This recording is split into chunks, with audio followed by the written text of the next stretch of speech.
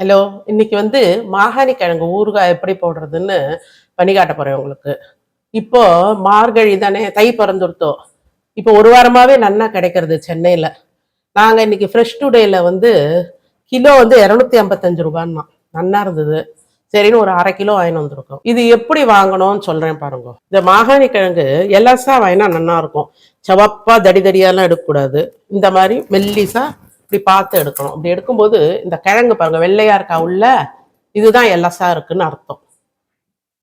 செவப்பா தடி தடியா இருக்கும், அது கொஞ்சம் நல்லா இருக்காது. அது ரொம்ப ஆடா இருக்கும். இது வருஷ கணக்குல அப்படியே இருக்கும். இப்போ இதை என்ன பண்ணோம்னா, இந்த பாருங்க, இப்ப நீட் நீட்டா வருதால் ஈஸியா அதை இந்த பீலர்ல நான் ஒரு 6 மணி நேரமா காலையில ஒரு 12 மணிக்கு போல நான் இதை தண்ணியில போட்டு நல்லா இப்போ வாஷ் பண்ணி எடுத்து வச்சிருக்கேன்.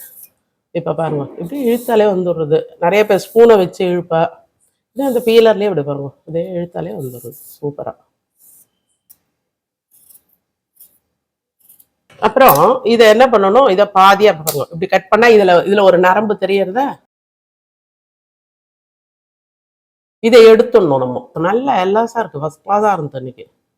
இப்ப பாருங்க, இதை நெருக்கிறது எப்படின்னா, அது அருவாமனையில் தான் கட் பண்ணுவேன். ஒன்னு கட் பண்ணி காட்டுறேன் பாருங்க எப்படி. இதை கட் பண்ணிட்டு அப்படியே வெளியிலேயே வைக்கக்கூடாது, மட்டா ஜலத்தை வச்சுட்டு அதுலதான் போடணும். இப்ப பாருங்க, இதை தோலை நீக்கினோமா, நீக்கிட்டு ரெண்டா அப்படி எடுத்துக்கணும். இதை பாருங்க, இதுல ஒரு நரம்பு தெரியும். இதான் இது ரொம்ப இல்லை சனா அன்னைக்கு ஆயினுக்கு.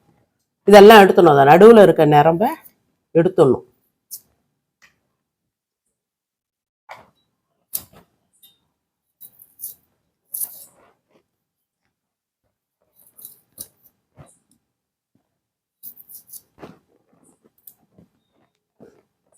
இன்னெல்லாம் கட்ட கட்டையாக கிடைக்கும், இப்போ பரவாயில்ல நல்லா வருது.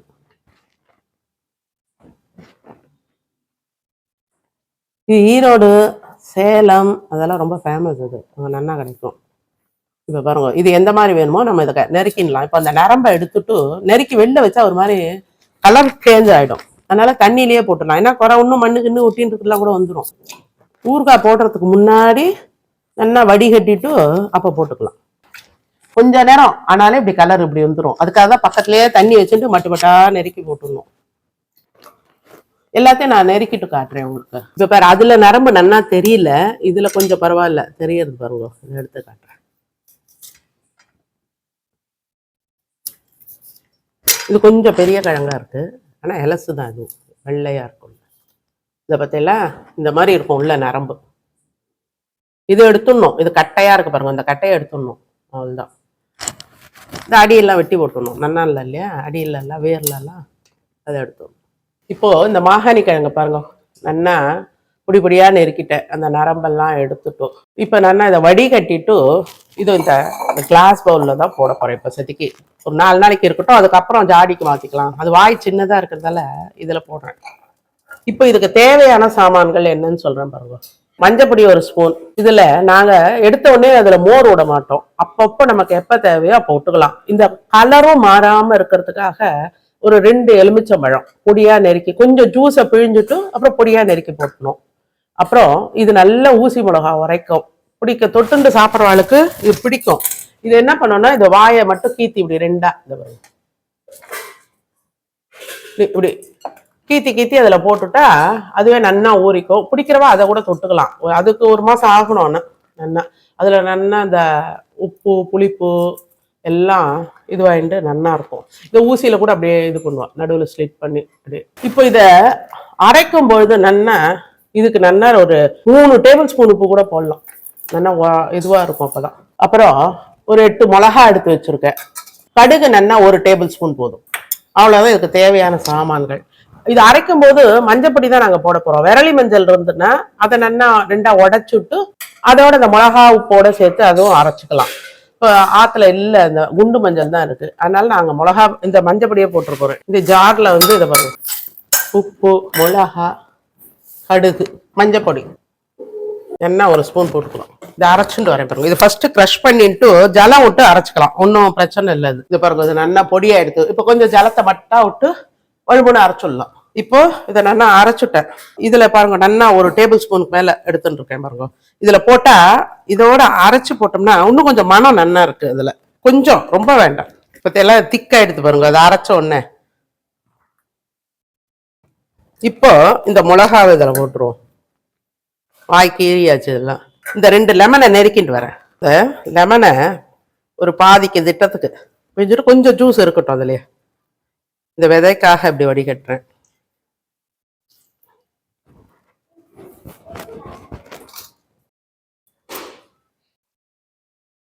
இதுக்கு ரொம்ப புளிச்ச தயிர்லாம் வேண்டாம். நம்ம அப்போ ஊர்னதுக்கு அப்புறம் புளிக்காத தயிர் விட்டா கூட என்னென்ன இருக்கும். ஏன்னா ஆல்ரெடி இதுல இந்த புளி பிழிஞ்சிருக்கும் இல்லையா. இப்போ இதை கட் பண்ணி போட்டுருவோம். இதுல இதை கட் பண்ணிட்டு வரேன். இப்போ பாருங்க, இதை பொடியா கட் பண்ணிட்டேன். அதையும் இதுல போட்டுடலாம். இதை நல்லா கலந்துரும்.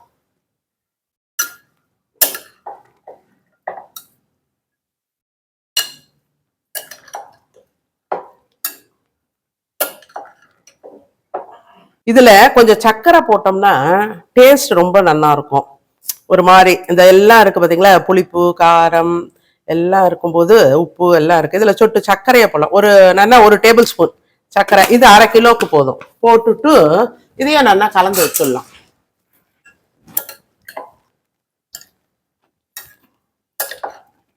இதெல்லாம் கலர் எப்படி இருக்கு பாருங்க. உடனே அலம்பி நல்லா வடிகட்டி. எதுக்கு இந்த லெமன் பிழியறதால இது கடைசி வரைக்கும் இந்த கலர்லயே தான் இருக்கும். கொஞ்சம் இந்த ஜூஸை பிழிஞ்சு விடணும் இல்லையா. இப்போ இந்த ஊறுகாய் ரெடி ஆயிடுத்து. இது 5-6 நாளைக்குள்ளேயே நம்ம தொட்டுக்க ஆரம்பிச்சிடலாம். டெய்லி காலையிலயும் சாயந்தரமும் ஒரு முறை கரண்டியால நல்லா கலரி விட்டுக்கோங்க. அப்புறம் இந்த எலுமிச்சம்பழ தோல் ஊறுறதுக்கு கிட்டத்தட்ட ஒரு 20 நாள் ஆகும். இந்த மிளகா அதெல்லாம். பட் இந்த கிழங்கை மட்டும் நம்ம எடுத்து வேணுங்கிறப்போ நல்லா ஒரு வாரத்துக்கு கழிஞ்சு அதுக்கப்புறம் ஃப்ரிட்ஜுக்குள்ள வச்சுருவோம். வேணுங்கிறப்போ எடுத்து ஒரு கரண்டி நம்ம தொட்டுக்க போறோம், 2 நாளைக்கு வேணும்னா ஒரு கரண்டி எடுத்து போட்டுண்டு ஒரு கரண்டி தயிர் அதுல எவ்வளவு தேவையோ அந்த அளவுக்கு கலந்து எடுத்து வச்சுட்டு சாதத்துக்கு தொட்டுன்னு சாப்பிட்டா ரொம்ப நல்லா இருக்கும். மோர் சாதத்துக்கு ரொம்ப நல்லா இருக்கும். இது குழம்பு சாதம் எல்லாத்துக்குமே தொட்டுக்கலாம். இது உடம்புக்கும் நல்லது ஆக்சுவலா. இப்போ ஒரு 5-6 நாள் ஆயிடுத்துன்னு வச்சுக்கோங்களேன். இப்போ இவ்வளவு பெரிய பவுல நம்ம ஃப்ரிட்ஜுக்குள்ள வைக்க முடியாது. மேலும் ஹேண்டில் பண்றது கஷ்டம். டப்புன்னு உடச்சுடுவோம் யாராவது எடுக்கும்போது. அதனால ஃபுட் கிரேடு பிளாஸ்டிக் கண்டெய்னர்லாம் இருக்கு பார்த்தீங்களா, அந்த மாதிரி இருக்கிறதுல அதை நல்லா அலம்பி தொடச்சி ஈரம் இல்லாமல் இருக்கிறதுல அதை போட்டு ஃப்ரிட்ஜுக்குள்ளே வச்சுக்கோங்க. வேணுங்கிறப்ப யூஸ் பண்ணிக்கலாம்.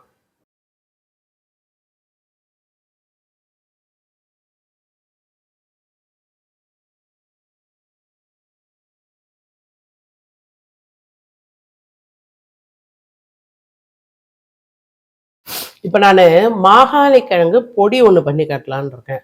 இது ரொம்ப வாசனையாக ஜோராக இருக்கும். இது என்ன பண்ணோன்னா பெசந்தி சாப்பிட்றதுக்குலாம் அவ்வளோ எடுபடாது. மோர் சாதம் தயிர் சாதம் சாப்பிடும்போது கையில் நல்லா சாத்தை எடுத்துட்டு அதில் ஒரு பல்லம் பண்ணிட்டு இந்த பொடியை போட்டு சாப்பிட்டோன்னு வச்சுக்கோங்களேன், அமிர்தமாக இருக்கும். அவ்வளோ நல்லா இருக்கும் இந்த மாகாளி கிழங்கு பொடி. இந்த பொடி எப்படி அந்த மாகாணி கிழங்கு நம்ம வாங்குறோம் இல்லையா, அதில் 1-2 ஒரு மாதிரி முத்தலாக இருக்கும்.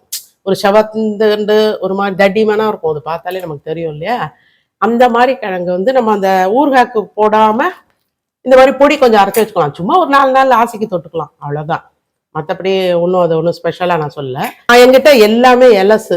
நான் அதுலேயே சும்மா 4 பண்ணி காட்டலான்றதுக்காக மட்டா துளிவுண்டு அதுலேருந்து ஊறுகாய் போட்டேன் பாருங்க, அதுலேயே 4 எடுத்து வச்சிருக்கேன். நம்ம எப்படியும் 1 கிலோ 2 கிலோ வாங்குறவாளுக்குலாம் எப்படியும் தடிமனா 2 போட்டுருவோம். அதில் அந்த செவந்த கட்டையை எடுத்து நம்ம செவப்பா இருக்கும் நல்லா முத்தி போய் அதை பண்ணோம்னு வச்சுக்கோங்க. நான் அதை அலம்பிட்டு நல்லா தொடச்சி துணியில போட்டு தொடச்சிடணும் ஈரம் இல்லாம. அதுக்கப்புறம் இதை வதக்கிட்டு பண்ணலாம். இப்போ இதுக்கு தேவையான பொருள்லாம் சொல்றேன் பாருங்க. நான் கொஞ்சம் தான் எடுத்து வச்சிருக்கேன். இதோ 1 டேபிள் ஸ்பூன் இருக்கும், அவ்வளவுதான். இது எலசா இருக்கு. ஆக்சுவலா இந்த மாதிரி சவப்பா இருக்கணும். இந்த மாதிரி சவப்பா முத்தலா ஒரு மாதிரி இருக்கும். சவப்பா இருக்கா, இந்த மாதிரி இருக்கும் சில கிழங்குகள். அதுல பண்ணலாம் தடிமனா இருக்கிறதுல. இது என்ன 1 டேபிள் ஸ்பூன். இதுக்கு ஒரு டேபிள் ஸ்பூன் கடலைப்பருப்பு, 1 டேபிள் ஸ்பூன் உளுத்தம்பருப்பு, சின்னதா ஒரு சின்ன கோலி குண்டு அளவு புளி, கொஞ்சம் பெருங்காயம், உப்பு, 2 மிளகா வத்தல் தான் நான் வைக்க போறேன். காரமா இருக்குது ஆந்திரா மிளகா. அதை பொரிக்கிறதுக்கு வறுக்கிறதுக்கு கொஞ்சம் எண்ணெய். ஆஸ் யூஷுவல் நம்ம குக்கிங் ஆயில் விட்டுக்கலாம். இப்போ பாருங்க, ஃபர்ஸ்ட் அடுப்பை பற்ற வச்சுட்டு இலுப்பு சட்டி போட்டுருவோம். இப்போ இலுப்பு சட்டி காஞ்ச உடனே நல்லா 1 ஸ்பூன் எண்ணெயை விட்டுருக்கேன். இதில் இந்த பெருங்காயத்தை ஃபஸ்ட்டு போட்டுருவோம். அப்புறம் இந்த புளியை பிச்சு போட்டுடலாம். இந்த கொட்டை கோது இல்லாமல், கடலை பருப்பு, உளுத்தம்பருப்பு, அப்புறம் இந்த 2 மிளகா வத்தல், உப்பு. இந்த உப்புல இருக்க தண்ணி எல்லாம் இப்படி வதக்கும் போது போயிடும். அதுக்காக தான் சவுண்டு கேட்குறது. இந்த தண்ணி தான். வறுபட்டு இதை எடுத்து வச்சுக்கோ. அடுத்து இந்த மாகாணி கிழங்கு, இதுக்கு எண்ணெயே வேண்டாம், அந்த எலுப்பு சட்டியில் இருக்கிறதே போதும். சும்மா அந்த ஈரம் போகிறதுக்காக நான் வந்து இது பண்ணுறேன், வதக்கிறேன். இது பார்த்தெல்லாம் இது போதும், இந்த அளவு வதங்கி இருக்கும். இது எண்ணெய் இல்லை, அந்த சூட்டில் அப்படியே இருக்கட்டும் கொஞ்சம் நேரம். நம்ம அதை ஆக்சுவலாக ஒரு 2-3 கட்டை நல்லா பெருசாக இருந்ததுன்னு வச்சுக்கோங்களேன், அது ஊறுகாய்க்கு லாய்க்கு இல்லை அந்த மாதிரி இருந்ததுன்னு வச்சுக்கோங்களேன், அது என்ன பண்ணலாம், நல்லா தோலை நீக்கிட்டு நல்லா கொஞ்சம் கொஞ்சமாக சுமாராக ஓரளவு கட் பண்ணிவிட்டு நல்லா அலம்பிட்டு தொடச்சிட்டு அதுக்கப்புறம் மிக்சியில் போட்டு விப்பர் மோடில் போட்டோன்னு வச்சுக்கோங்க, நல்லா அப்படியே உதிராக வந்துடும். அப்புறம் கூட இதை வறுத்துக்கலாம், அது இன்னும் கூட ஈஸியாக இருக்கும். நான் இப்போ சும்மா காட்டுறதுக்காக உங்களுக்கு கொஞ்சோண்டு சும்மா ஒரு டேபிள் ஸ்பூன் அந்த ஊறுகாய் போட வச்சு இந்த மாதிரி அதுலேருந்து எடுத்து வச்சேன். பட் ஆக்சுவலாக அந்த மாதிரி பண்ணாலும் ஈஸியாக வறுபட்டுரும் நல்லா வானலியில். அதை சூடு ஆறினோடனே அதை அரைச்சிடலாம். இப்போ பாருங்க, இதை ஆறி எடுத்து இதை மிக்சியில் போடுறேன். ஃபஸ்ட்டு இதெல்லாம் அரைச்சின்னு வந்துடுறேன். அதை அரைச்சின்னு வந்தேன்னா இப்போ இந்த மாகாணி கிழங்கு இதில் போட்டு சும்மா விப்பர் மோட்டில் ஒரு சுற்றி எடுக்கணும். இது பார்த்தால நல்லா உதிராக வந்துடுது பொடி. நல்லா என்ன மனம் தெரியுமா, அது அப்படியே அந்த மோர் சாதம் அப்படி இறங்கும், தொட்டுன்னு சாப்பிட்றதுக்கு ரொம்ப நல்லாயிருக்கும். தயிர் சாத்துக்கு அவ்வளோதான், மாகாணி கிழங்கு பொடி ரெடி.